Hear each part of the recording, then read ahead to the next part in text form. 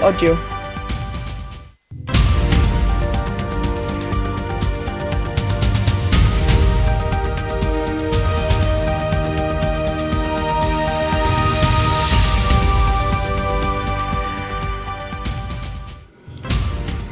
Good day, everyone. Is the news review on Unilag TV. I am Vina Peters. Education sanctity is a fundamental principle that emphasizes the preservation of integrity, authenticity, and reliability in the realm of knowledge and learning. It encapsulates the notion that education should be a sacred and transformative process where the pursuit of truth, critical thinking, and intellectual growth are nurtured and protected. Upholding the sanctity of education is crucial for fostering a well-informed society, promoting intellectual honesty, and preparing individuals to tackle the complex challenges of the world. Academic fraud has long been a concern, tainting the sanctity of education. Instances of cheating, plagiarism, and forgery not only diminish the credibility of individuals but also erode trust within educational systems. Recognizing the importance of eliminating such practices, educational institutions, regulatory bodies, and governments worldwide are joining forces to combat academic dishonesty. One such case involving the sanctity of education occurred recently when Ejikeme Joe Mesoma, a student of the the student of the Anglican Girls Secondary School, was found guilty of forging her JAMB result. And of course, Precious Kamsi Yochuku Ome, who emerged as the best scorer in JAMB. To discuss today's topic with me in the studio, which is the sanctity of education, is an educationist, Mr. Oricha Isiaka. Welcome to the program, Mr. Isiaka. Thank you for having me in your I studio. hope I pronounced your name correctly. That's correct. Okay, quickly. So what is your thoughts on sanctity of education? Thank you for having me in your studio. First of all, the topic of today's sanctity in our educational system. We must try to establish a relationship between these two concepts, education and sanctity. When you talk about education, it's all about discipline of mind and character through instruction, while sanctity represents holiness of life and character. Yeah, the recent happening in our educational system is quite a big embarrassment.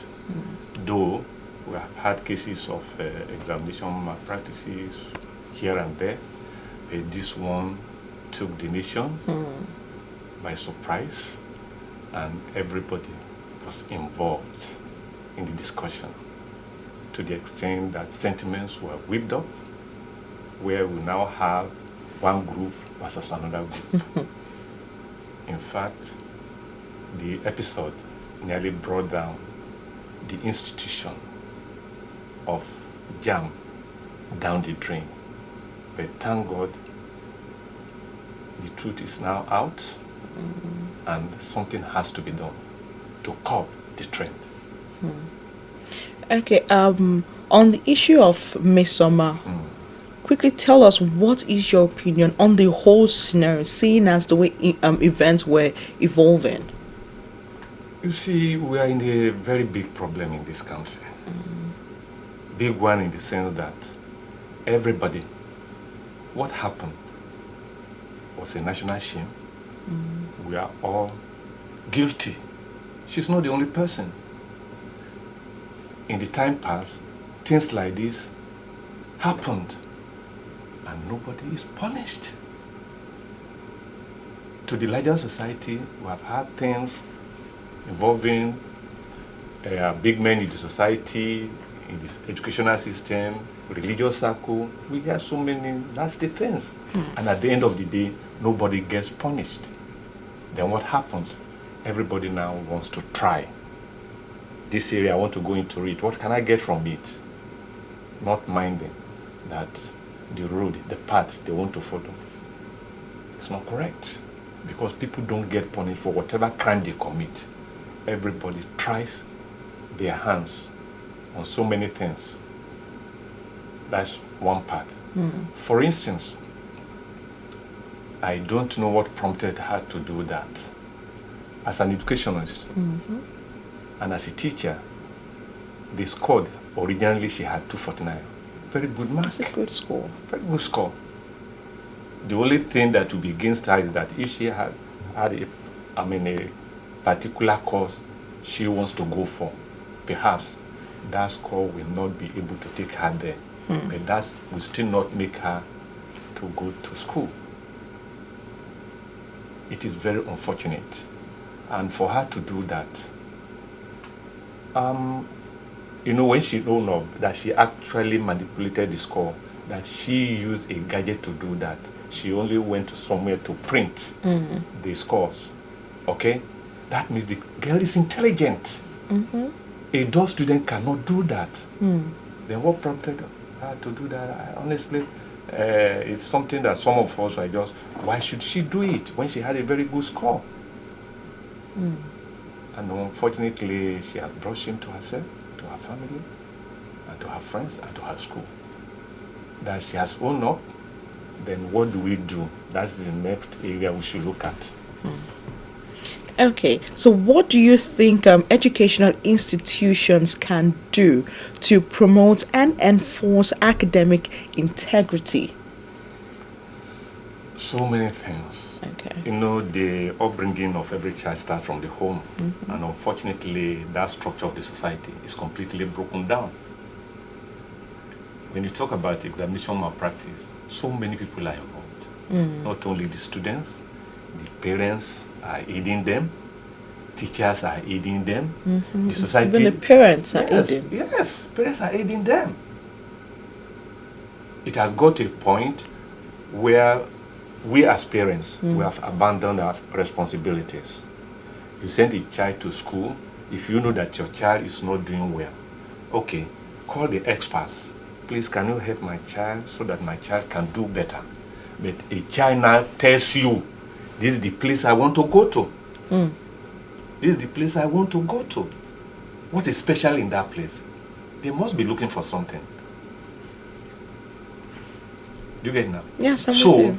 for us to get our bearing right, the home must start the job by inculcating in our children some core values of hard work, honesty, sincerity, and integrity. All these, they are now lacking. They are now lacking. Like I said, most of these things that we hear of, parents aid and abet the children. They provide the money. They provide the money to get these things from outside, wherever they are looking for it. So parents must be up to do their responsibilities to train their children by giving them the necessary moral instruction at home. We should have the courage to tell our children at home, this is good, this is bad. When you do good things, you have the reward. Then if you do otherwise, you'll be punished. Because nobody gets punished. Then everybody wants Now to we're do. looking at it from the angle of the student. Now what about the angle of the parents? Because we can see, even right from primary school, when they want to take common entrance, we'll see parents paying for results for their awards. Now, these kids, they don't know anything about that. So what can be said to such parents on this notion where we have to uphold sanctity of education? What message do you think we can pass across parents to, stop such acts and allow your word actually work hard to actually achieve what the child wants to achieve or needs to achieve? What can be done is still this way. Especially those of us living in the city. Everybody goes out to look for money here and there. And very many parents believe that teachers alone can do the job. Teachers alone cannot do the job. The parents will have to complement what the child is doing at school. Do you understand it? Yes. For instance, I have a practical experience. I have two girls. they are in like here now. Okay. When they wrote their national common entrance examination, what I saw that it was horrible. Was horrible. People were not supposed to be involved in the examination process. They were all there. Many passing hands, do this, do that. It was horrible.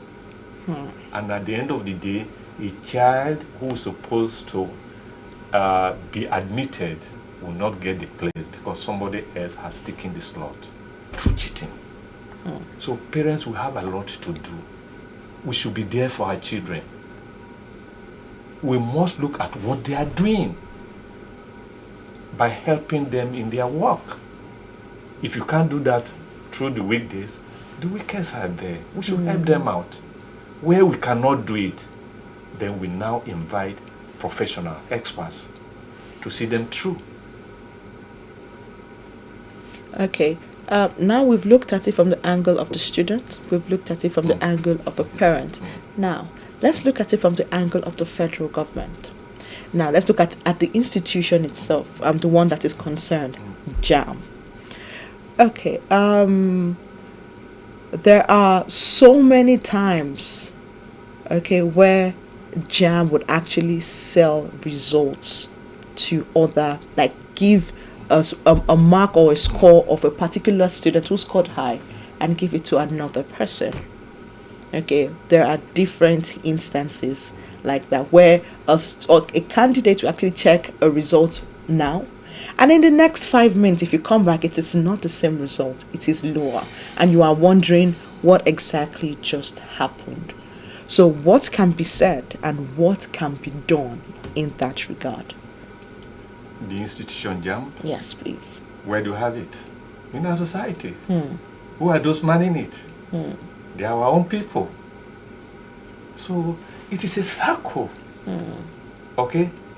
They cannot be taken away. They are not in the sky. They are living with us.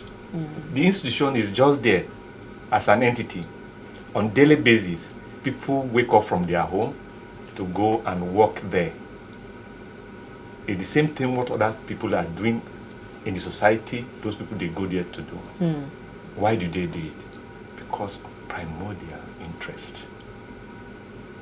I've heard of such cases where after the exam, a student goes online to check the result. If the child is not satisfied with the figure, okay, let me try my luck. If I should check the second time, I'll choose something higher. There must be consistency in whatever they put there for every child. It's not a question, check my result first, I have 243. The next time I'm getting less or getting higher. It shouldn't be. That means the people there who are supposed to be in charge for certain reasons, they are not doing their work properly. Still boils down to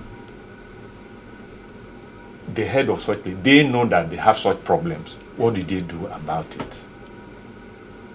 Take, for instance, this just concluded WAEC. What did we see? We have students, examination is 9:30. When it is time for them to go into the hall, they are not going. They are not going. There's a site where they go to get the question. Okay, if you get the question, can't you stay and read and now go inside the hall? What did they do? They now copy and still bring it to the hall to write. So when they cannot get the question, what did they do? Instead of being in the hall by 9:30, you won't see them. You know, time varies. A particular supervisor in one school will get to the center before the other. Once the questions are open there, they use their phone and they circulate it. And the moment they get the question, you see them arriving 30 minutes into the hall. So everybody is involved. When I say we are all, we are all victims of what happened. You get it now? When people are caught in this kind of mess, there must be punishment to serve as a deterrent to others. Unfortunately, we don't punish anybody. Everybody gets away with it. And we have now taken it as a norm. That is normal thing for us to do. Even in the society, when we are driving, we are approaching traffic light. It's already showing you yellow, then getting to red. And you want to obey the law. Somebody else behind you, be honking his foot. Abusing you, why did you stop? So, as the society is in trouble, we just have to do the right thing so that, what we expect our country to be should be. Otherwise, we continue to witness more embarrassments. So now let's go into technology. How can technology be used to preserve and at the same time sanctity of education? It's quite unfortunate. When you talk about technology, it is imported. Though we are trying our own builds into that discipline, most of those things that the people in this the other clime made for our convenience, what do? We turn it the other way around. Some of these gadgets, they are made for convenience to help us do our work very well. Unfortunately, over here, in our own clime here, what do? We look for a way out to manipulate, okay? To do the other thing that thing was made to prevent. For instance, these gadgets that our children now have, that's a question I want us to discuss. At what age, at what time do we make some of these things available to our children? At what time? Then, as parents, then in our school, what do we teach our children how to use this thing positively and not negatively? This Android phone that we have, all this crime they commit, is it internet fraud, whatever we have, how did they come about it? Who taught them? That's a challenge for us. That we should use it for positive things and not for negative things. Like I said, all those gadgets that they use, who provided them? Parents provided the money, or outrightly they purchase them and give to them. And what did they use the gadgets to do? Not to learn positive things, but negative things. All right, so we'll go on a quick break, and when we return, we'll be looking at Precious Kamsi Ume, who emerged as the best scorer in JAM. We'll be right back. You're welcome.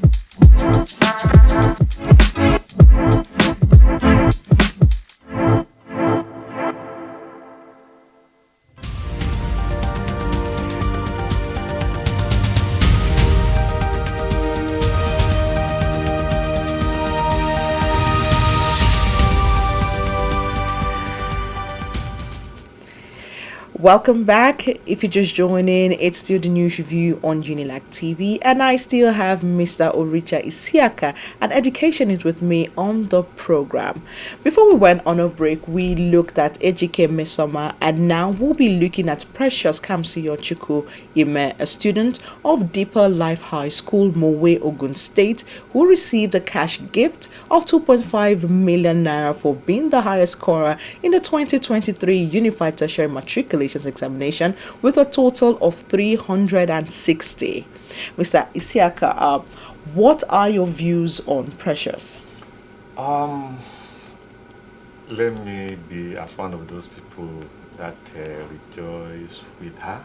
Okay. We are very happy that at the end of the day, the truth was out, and what rightly belonged to her went back to her. Because it would have been a sad thing if what happened had not come to limelight, and what belonged to somebody else is taking the grace. And we are very happy for her. And that is our, as educationists, when you see our children doing very well, we rejoice with them. And what happened to the high scorer is as a result of hard work. We've heard her. She devoted 6 hours every day to study. If you study hard, you get the reward. And if you don't study hard, the result is also there. So I congratulate her and her family and her school. She should keep the flag flying. Okay, there is this saying that teacher's reward is in heaven.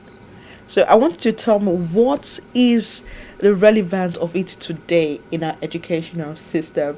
Why I'm asking this is because the teachers who actually taught Precious, for all those subjects where she scored had high scores, they were given some amount of money for okay, thank you for actually teaching this girl well. So I just want to know, are teachers' reward still in heaven, or do we actually get the reward right here on earth? It is neither here nor there. Gone are those days, that's what we are made to believe. And some of us still believe in it. However, let me tell you this. The structures that make up the entire society is more or less that they are not appreciating what teachers at whatever level that we are doing. The treatment of teachers in terms of salaries, remunerations, and the rest of them. Okay? And the society at large, again, no longer appreciate what the teachers do. I remember when I was very young, who are the cream de la cream of the society? They are teachers. I remember when there's any naughty issue in my village by that time, they go to the teachers, especially the headmasters. Whatever the problem was then, once they make pronouncement, everybody will be satisfied and good. There'll be no problem. But today, teachers are not appreciated for the enormous work they are doing at whatever level. And this brings to mind that there are some in our groups, because they want to flow, they now join the larger society to do some unethical things against the teaching profession. That's why we're having some of this problem too. So the onus is on government and the society to bequeath to the teachers what they rightly deserve. Okay? What they rightly deserve. Because we grow, we nurture human beings, and the people who do that should be appreciated, both the society and government.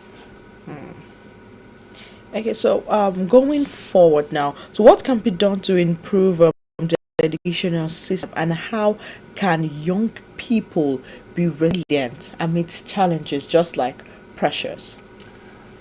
I have to talk about reward and punishment. Cool. Do you get that now? There are so many things people are doing outside there.